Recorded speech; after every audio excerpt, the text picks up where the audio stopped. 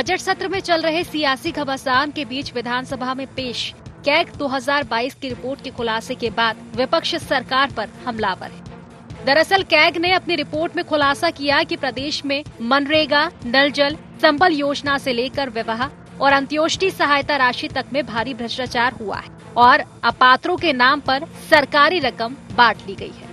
सरकारी योजनाओं में घोटाला, मनरेगा की मजदूरी के भुगतान के नाम पर भी लंबा खेल, जमीन आवंटन में सरकारी खजाने को लगाया चूना, आपदा मदद के नाम पर सरकारी राशि का बंदरबाट, पानी की गुणवत्ता की नियमित जांच नहीं की गई, उपभोक्ताओं के परिसर में पानी के मीटर नहीं लगाए गए, प्राकृतिक आपदा में दी जाने वाली राहत राशि में भारी अनियमितता। 2018 से 2022 तक 13 जिलों में अपात्र लोगों को राशि बांटी गई। कर्मचारियों ने अपने खातों में डाल ली 23.81 करोड़ की राहत राशि। अंत्योष्टि सहायता राशि में भी बड़ी गड़बड़ी का खुलासा। 142 मामलों में 52 खातों में 1.68 करोड़ की राशि अपात्रों के खाते में गई। विवाह सहायता योजना के नाम पर फर्जी खातों में 38.92 लाख ट्रांसफर। भोपाल में नियम तोड़कर जमीन देने से 65.05 करोड़ रुपए का नुकसान। भोपाल में अजीम प्रेमजी फाउंडेशन को नियम विरुद्ध जमीन आवंटित की। कैग के इस खुलासे के बाद विपक्ष सरकार पर आक्रामक है। विपक्ष का आरोप है कि सरकार न केवल भ्रष्टाचार पर अंकुश लगाने में नाकाम है, बल्कि उसे बजट का प्रबंधन तक नहीं आता। सरकारी राशि बंदरबाट की जा रही है। इतना भ्रष्टाचार चल रहा है, लोग जो है हितग्राहियों के पैसे अपने खाते में जमा कर रहे हैं। आरजीपीवी यूनिवर्सिटी का आप मामला देखें तो उन्होंने जो है यूनिवर्सिटी का पैसा निकाल के प्राइवेट संस्थाओं में जमा कर दिया। तो इतना भ्रष्टाचार जिस सरकार ने फैला दिया है, वो जो और सीएजी की रिपोर्ट का उस पर क्या एक्शन है, ये बताना चाहिए सरकार को। सीएजी ने कहा है मध्य प्रदेश की सरकार को बजट बनाना नहीं आता है। एक तो लूट मची है, भ्रष्टाचार मचा हुआ है। तो ऐसी ये लूट और की सरकार है, हम जो है खतरनाक मोड़ पर खड़े हुए। हमारी अर्थव्यवस्था ध्वस्त हो गई, हमारी जो है प्रशासनिक व्यवस्था ध्वस्त हो गई। कांग्रेस कैग के खुलासे के बाद आपराधिक प्रकरण दर्ज कर भ्रष्टाचारियों को दंडित करने की मांग कर रही है। वहीं भाजपा का कहना है कि कैग की रिपोर्ट लोक लेखा समिति के सामने पेश होगी, जिसके परीक्षण के बाद सरकार को फैसला लेना है। सत्ता पक्ष इस आरोप को भी नकार रहा है कि कैग की रिपोर्ट से सरकार पर भ्रष्टाचार प्रमाणित हो गया है। कैग की रिपोर्ट का अब लोक लेखा समिति में जाएगी तो उसके बाद परीक्षण होगा। देखिए, जब कैग की रिपोर्ट आती है, कोई रिपोर्ट आती है, तो पब्लिक अकाउंट कमेटी में जाती है, उसके परीक्षण के बाद में जाती है विधानसभा में, उसके बाद जाएगी चर्चा की। पक्ष का काम सवाल उठाने का है, सदन में उसी पर सब चर्चा हो रही है। हमारी सरकार ने लगातार मध्य प्रदेश के लोगों के कल्याण के लिए काम किया है और आगे भी काम करती रहेगी। कांग्रेस आरोप लगाती रहे, करती कुछ नहीं है, इसलिए उनको आरोप लगाने दो। और भारतीय जनता पार्टी की सरकार काम कर रही है, काम करती रहेगी। विस्तार से उसको देख करके फिर बात करें। विपक्ष 1 साल से डॉक्टर मोहन यादव सरकार को हर मोर्चे पर घेरने की कोशिश में है। ऐसे में कैग की रिपोर्ट उसे सरकार पर हमले के लिए बड़े हथियार की तरह दिख रही है। लेकिन गौरतलब है कि अधिकांश रिपोर्ट पूर्व सरकार के कार्यकाल की है। अब देखना ये है कि सरकार कैग रिपोर्ट पर क्या एक्शन लेती है। Bureau report, IND 24।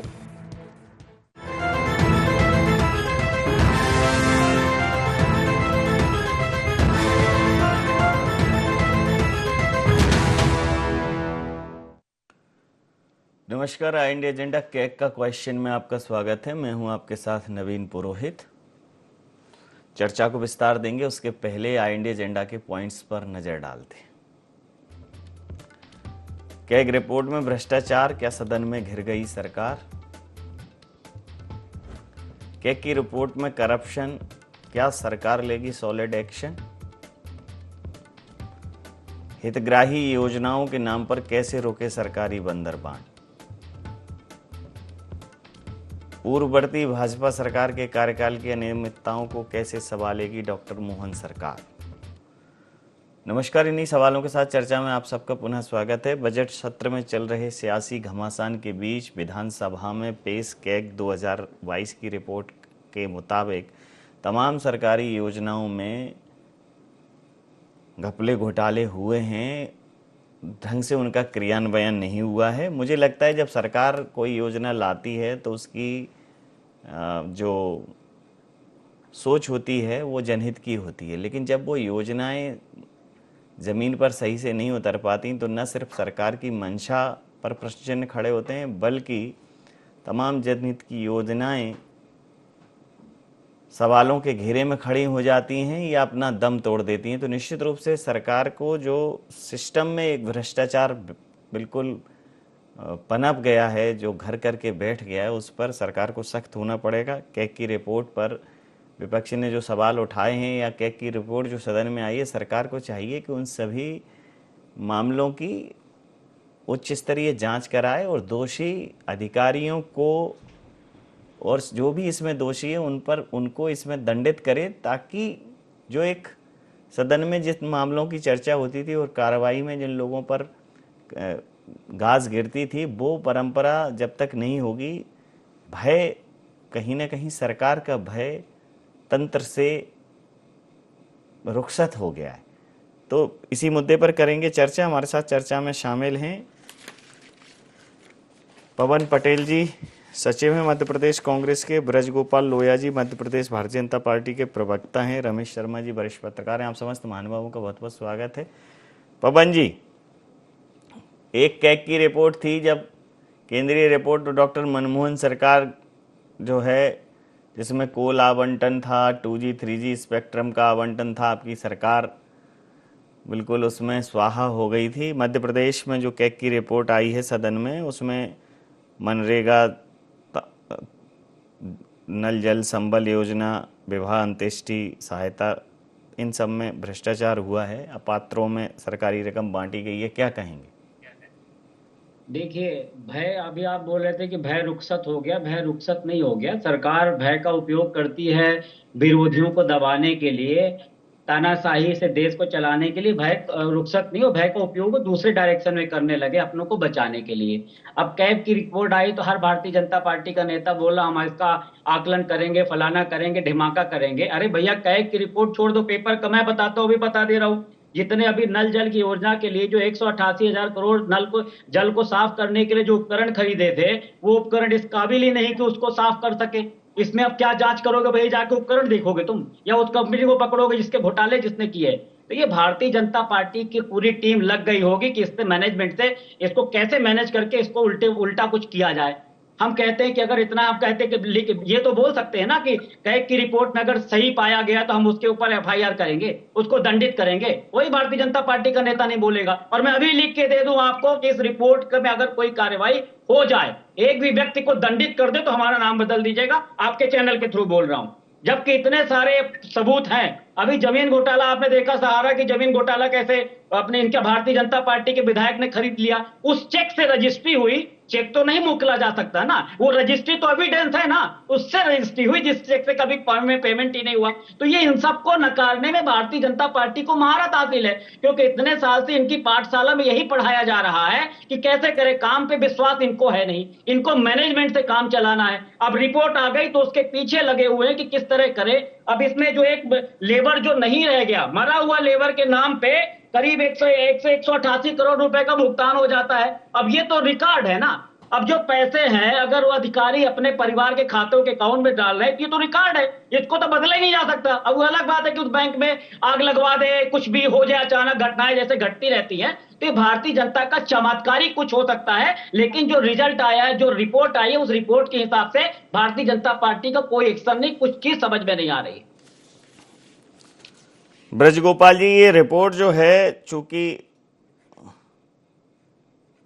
तमाम पिछली योजनाओं पर भी सवाल उठा रही है, पिछले समय भी आप ही की सरकार थी, मुझे लगता है कि सरकार को इस पर कठोरता से कार्रवाई करनी चाहिए, विपक्ष इसका मुद्दा ना बनाए इसलिए, और सरकार की मंशा भी जो है वो स्पष्ट हो जाए। क्या कहेंगे? नहीं, ये बिल्कुल सही बात है कि यदि किन्हीं भी अधिकारियों ने किन्हीं दूसरे खातों में पैसे का अंतरण किया है तो वो उनके खिलाफ कार्रवाई होनी भी चाहिए और उनके खिलाफ कार्रवाई होगी भी। अब ये बड़ा विचित्र किस्म का मामला है। देखिए, CAG भी सरकार का ही एक पार्ट है। उस सरकार की जो योजनाएं हैं, जो धन का आहरण है, जो धन का हस्तांतरण है, उस पर निगाह रखने का काम CAG करती है। आपने शुरू में कहा कि मनमोहन सरकार के समय का, देखिए दोनों में बहुत भिन्नता है। मनमोहन सिंह की सरकार के समय जो निर्णय लेने में काम भ्रष्टाचार हुआ उसका विषय था, और उसे लेकर हम देश के उच्चतम न्यायालय तक गए और उच्चतम न्यायालय से हमने उसकी जांच के आदेश करवाए और उसके बाद उन लोगों को, जो दोषी लोग हैं, उनको जेल तक भेजने का काम किया। ए राजा और कनिमोझी जैसे लोग केंद्र सरकार के मंत्री भी गए। तीसरी बात, जो पवन जी कह रहे हैं, देखिए मैं तो ये कभी कहता नहीं हूं और भारतीय जनता पार्टी की सरकार भी नहीं कहती है कि हम किसी को क्यों बचाने की कोशिश करेंगे, क्योंकि ये जो जिन लोगों ने अपने चहेतों के खाते में ट्रांसफर किए हो पैसे, चाहे अपने खुद के खातों में किए हो, दोनों बराबर बराबर के दोषी हैं, उनके खिलाफ कार्रवाई होनी ही चाहिए। मगर कुछ सत्य भी हमें समझना पड़ेंगे कि ये जो सीएजी की रिपोर्ट है, ये तो लोक लेखा समिति में जाएगी, पब्लिक अकाउंट कमेटी में। उसके अध्यक्ष तो भंवर सिंह शेखावत जी हैं, जो सम्मानी कांग्रेस के विधायक हैं। उन्हें अधिकार है कि वो किसी भी विभाग के चीफ सेक्रेटरी को तलब इसमें कर सकते हैं, प्रिंसिपल सेक्रेटरी को, और उसे आना पड़ेगा और उसको जवाब देना पड़ेगा। तीसरी बात, जब जोर जोर से आप बोलते हैं तो ये भूल जाते हैं कि प्रभु ये रिपोर्ट कब से कब की है। ये 2018 से 2022 की रिपोर्ट है। इसमें 16 दिसंबर 2018 से लेकर 23 मार्च 2020 तक आपकी भी सरकार शामिल थी। तो मैं बड़ी जिम्मेवारी और गंभीरता से ये कहना चाहता हूं कि कांग्रेस की सरकार है, भारतीय जनता पार्टी की सरकार है, परंतु इस कालखंड में भी इसका विभाजन नहीं होना चाहिए और सीधा सीधा मामला होना चाहिए कि जिन्होंने सरकारी धन का दुरुपयोग किया है उन्हें सजा मिलनी चाहिए। मगर इतना जरूर नवीन जी मैं कहूंगा कि कांग्रेस को जल्दबाजी इतनी है कि कल कमलनाथ जी जितने बड़े नेता ने इस पर ट्वीट किया और उस ट्वीट में मोहन सरकार को दोषी ठहरा दिया। उस मोहन सरकार को दोषी ठहराने में इतनी जल्दबाजी थी कमलनाथ जी को मोहन यादव जी के खिलाफ कुछ बोलने की कि उन्होंने उसका कालखंड ही याद नहीं रखा कि ये उनके कालखंड की सीएजी रिपोर्ट है। तो मेरा यह कहना है कि जब हम दोषियों की, दोष की और उन पर कार्रवाई की बात करते हैं तो उस समय कम से कम हमें इतना राजनीतिक नहीं होना चाहिए। राजनीति आप और हम करते हैं, ये बिल्कुल भिन्न बात है, मगर उसके पैमाने तय करना। जी रमेश शर्मा जी, पिछले कुछ समय से राजनीति में आरोप प्रत्यारोप इस स्तर तक आ गए हैं कि राजनीति में जो लिहाज नाम का कोई एक शब्द हुआ करता था वो अर्थहीन हो गया है और इस बेलिहाज राजनीति ने बेलगाम ब्यूरोक्रेसी को या बेलगाम नौकरशाही को जन्म दिया है।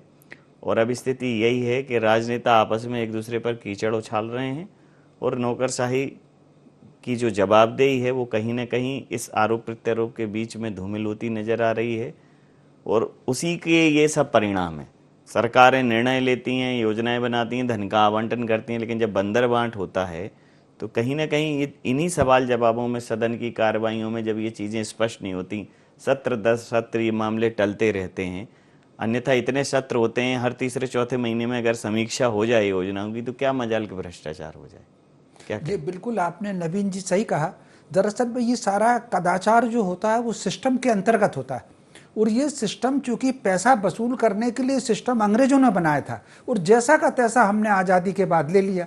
आज़ादी के पहले दिन से सिस्टम पर उंगली उठ रही है। 1950 के आसपास नेहरू जी मुख्य प्रधानमंत्री थे, उनकी ही पार्टी के लोगों ने साइकिल घोटाला उठाया था, एक्शन हुआ उस पर।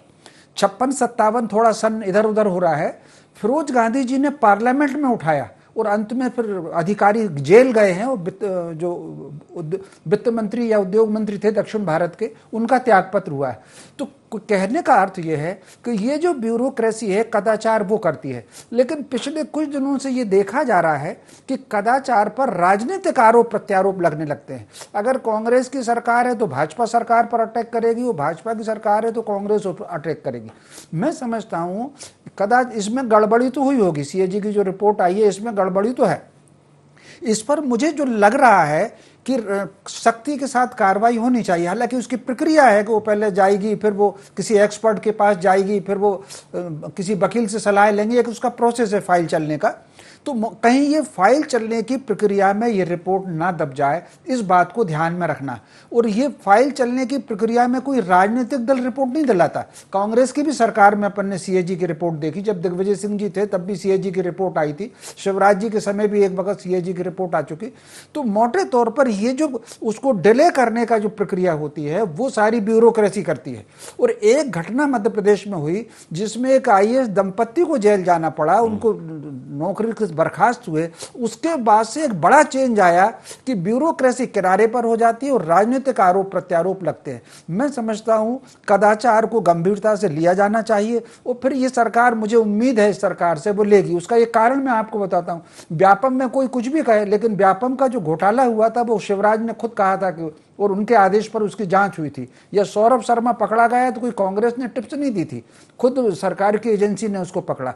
मुझे जो लग रहा है, मुझे इस सरकार पर भरोसा है कि सीएजी की जो रिपोर्ट आई है उसमें जो लोग दोषी होंगे उन पर यह सरकार सख्त कार्रवाई करेगी और राजनीति से ऊपर उठ करके सख्त कार्रवाई पर जोर दिया जाना चाहिए। जी पवन जी, सरकार कार्रवाई का अपना एक तय प्रोसीजर है। आप डंके की चोट पर कह रहे हैं, सदन में नेता प्रतिपक्ष भी हैं, कांग्रेस के विधायक भी हैं, और ये जो भ्रष्टाचार हुआ है, ऐसा नहीं है कि ये इसमें भ्रष्टाचार सिर्फ जहां भारतीय जनता पार्टी के विधायक हैं वहाँ हुआ है, कांग्रेस पूरे प्रदेश के भ्रष्टाचार की बात है। तो मुझे लगता है कि इस पर आपको भी बहुत संयमित रहना चाहिए और ये आपके जो कांग्रेस के जो विधायक दल है कांग्रेस का, उसकी भी जवाबदेही है कि वो इस मुद्दे पर फोकस रहे और इसका फॉलोअप करे और जनता के सामने रखे कि ये स्थितियां हैं। हमारे पास संयमित रहने के अलावा और क्या रास्ता है? विपक्ष के पास कोई रास्ता तो है नहीं। संयमित रहने के अलावा कोई रास्ता एक बचा हो तो बता दीजिए।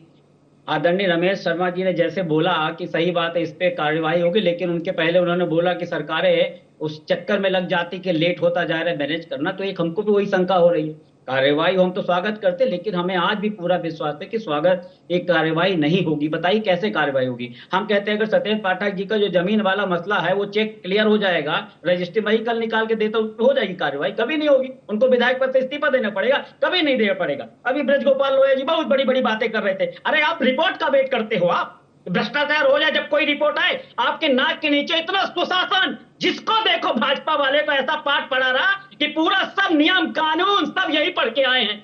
फिर कैसे आपके नाक के नीचे इतने बड़े बड़े घोटाला हो जाते हैं? इसकी जवाबदेही कौन है? आप वेट करते रहते हो कि कैग की रिपोर्ट आए, फिर जितने हैं उनके ऊपर करें। अरे आपको लानत होनी चाहिए जब कैग ने बोला कि आपको बजट बनाना नहीं आता। इससे बड़ी शर्म की बात और क्या होगी? आपके कार्यकाल में आपकी सत्ता के नीचे इस टाइप के घपले हो जाते हैं, इधर की राशि उधर ट्रांसफर कर ले जाती है। आज आप ठेकेदार को ब्लैक लिस्ट करोगे और 13 दिन बाद उसी ठेकेदार को दूसरी रोड का ठेका दे देते हो। आपके डिपार्टमेंट के अधिकारी सो रहे हुए हैं, पढ़े लिखे नहीं है क्या? सिर्फ चश्मा लगाकर देखने से अधिकारी का काम नहीं होना चाहिए। हम कहते हैं कि रिपोर्ट आने से पहले आप कार्रवाई कर देते तो मैं स्वागत करता आपका कि कैग की रिपोर्ट 8 तारीख को आनी थी, अब 7 तारीख को ही डिसीजन निकाल देते कि भाई इतने घोपले हुए, इतने घोटाले, हम जांच करा के इनको देंगे। लेकिन भारतीय जनता पार्टी की कथनी और करनी को अच्छी तरह से समझ जाइए। कुछ नहीं होने वाला, लिख करके रख लीजिए आप। ये कर्जा लेकर के बढ़िया कर्जा लेंगे, घोषणा करेंगे, झूठ बोलेंगे, उसी कर्जे से घपले करके अपने कार्यकर्ता को, मैं, मेरी पार्टी, मेरा कार्यकर्ता, जो भारतीय जनता पार्टी का फलसफा है उसको मजबूत करते हुए आगे बढ़ेंगे। जी ब्रजगोपाल जी क्या कहेंगे? नहीं देखिए, नहीं इनका कहना ये है कि कभी ऐसा भी हो कि कैग की रिपोर्ट आए और कैग ये कहे कि बड़ा संतुष्टिपूर्ण काम हुआ है। मतलब घोटाले चलते रहते हैं तो जो एजेंसीज हैं, चाहे हम विजिलेंस डिपार्टमेंट बनाए हुए हैं, लोकायुक्त बनाए हैं, तमाम सफ़ेद हाथी पाले हुए हैं, किसके लिए हैं? जब कैग एक अकाउंटेंट जनरल जब उसको रिवील करेंगे, जब उसका खुलासा करेंगे, तो जो बाकी हमारी जांच एजेंसियां हैं, जो भ्रष्टाचार निरोधक एजेंसियां हैं, जो तमाम सरकारी धन का जो अपव्यय हो रहा है, फिर उन्हें तो बंद कर देना चाहिए।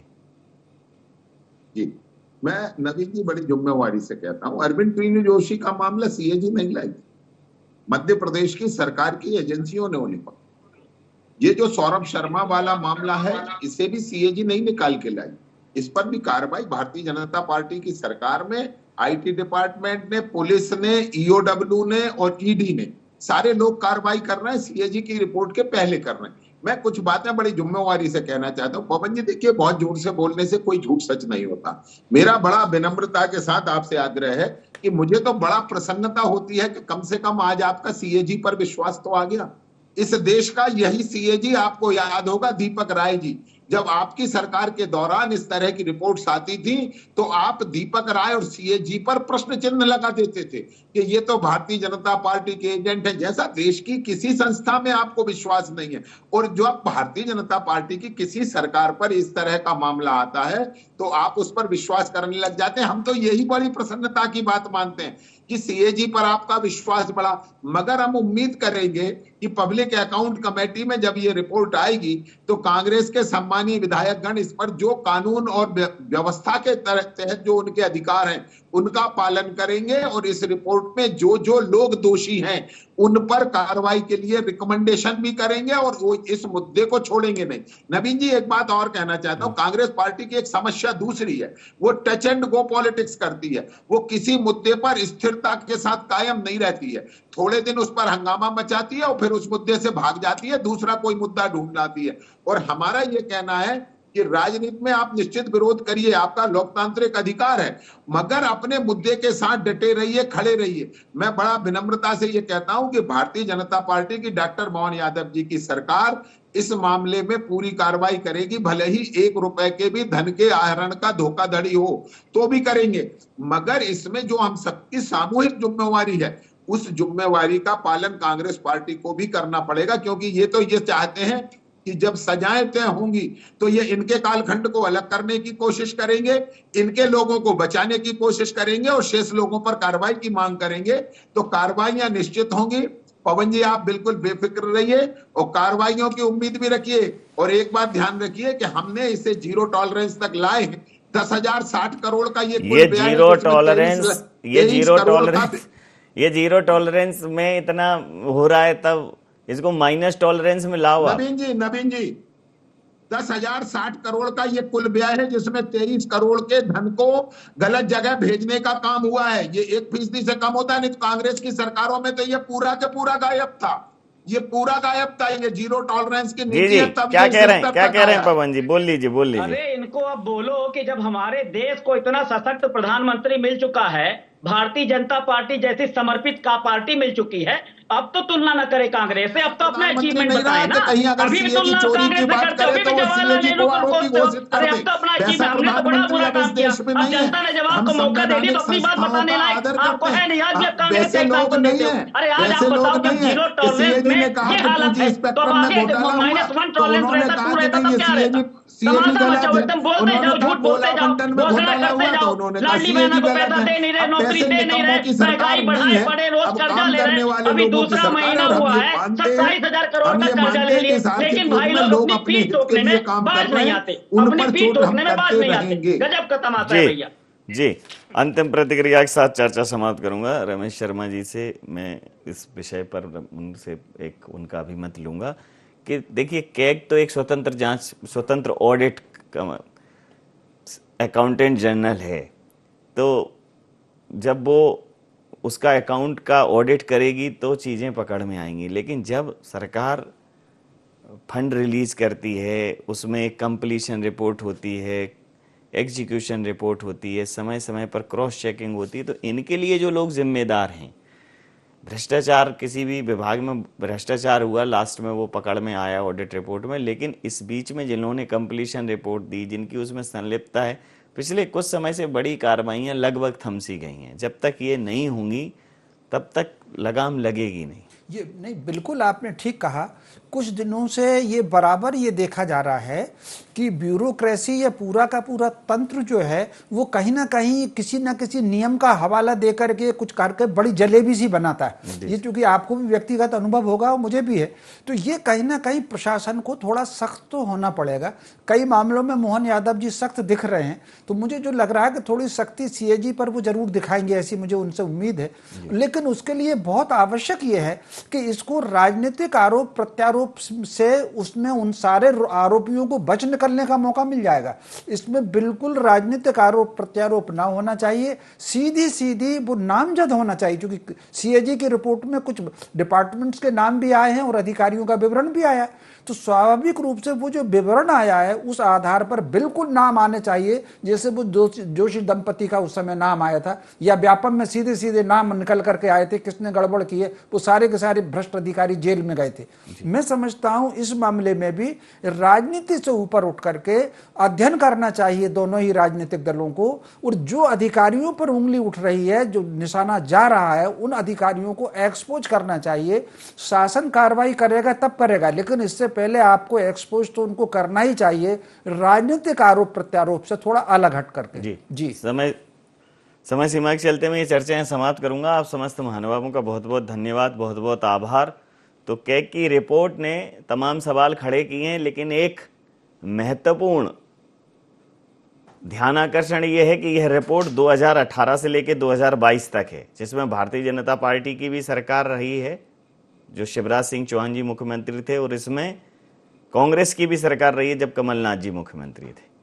अब डॉक्टर मोहन सरकार के ऊपर यह जवाबदेही है कि वो इसका कैसे दूध का दूध पानी का पानी करती है। लेकिन अगर इसमें भ्रष्टाचार हुआ है और भ्रष्टाचार इस गड़बड़ घोटाला हुआ है तो इसमें कांग्रेस की भी संलिप्तता है। 1.5 साल उनकी सरकार थी, 3 साढ़े 3 साल इनकी सरकार थी, तो ये मिला जुला घोटाला है। अब डॉक्टर मोहन यादव जो बिल्कुल कड़े निर्णय ले रहे हैं, कठोर निर्णय ले रहे हैं सीएजी की रिपोर्ट पर, वो समितियों में जब जाएगा, समितियों के माध्यम से जो उसकी प्रोसेस है उसको बहुत पारदर्शिता के साथ संचालित करते हुए इन रिपोर्ट्स में जो भी फैक्ट सामने आएंगे, जो घोटालेबाज हैं, जिनकी वजह से गड़बड़ियां हुई हैं, उन दोषियों पर अगर वो कार्रवाई करते हैं तो डॉक्टर मोहन यादव की जो छवि है एक बेहतर कुशल प्रशासक और कुशल राजनेता की है। मुख्यमंत्री के तौर पर वो जिस प्रकार के निर्णय ले रहे हैं